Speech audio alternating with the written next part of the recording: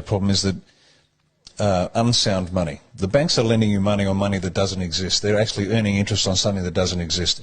Fractional reserve banking, really quickly, is the basis of it. Now, a bank, if for every $100, no, every $10 it's got in the bank, it can lend 9, because it only needs to have 10% in real currency in the bank. So its debt, the balance sheet on debt is huge, and they like it big because they can lend. They only need 10% of the actual amount of money they are lending. So you borrow 100, they only got 10.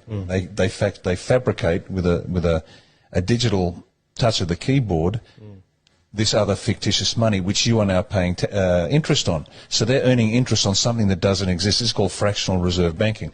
Now this is the basis to our banking system, and it's a massive fraud. In the old days, sound money was backed by something.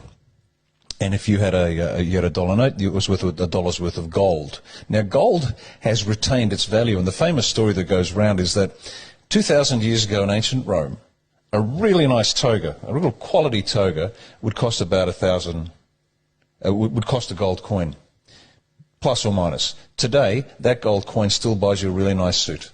So that one gold coin, that gram, not the gram, the ounce of gold, let's say, that's worth $1,300 or whatever it is currently worth.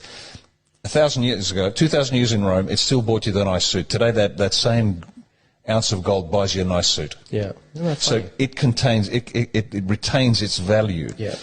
But the fictitious money, the unsound money, the inflation that is created to reduce your spending power, strips that away. But if it's actually based on something tangible and real like gold, then it doesn't do that. It retains its value.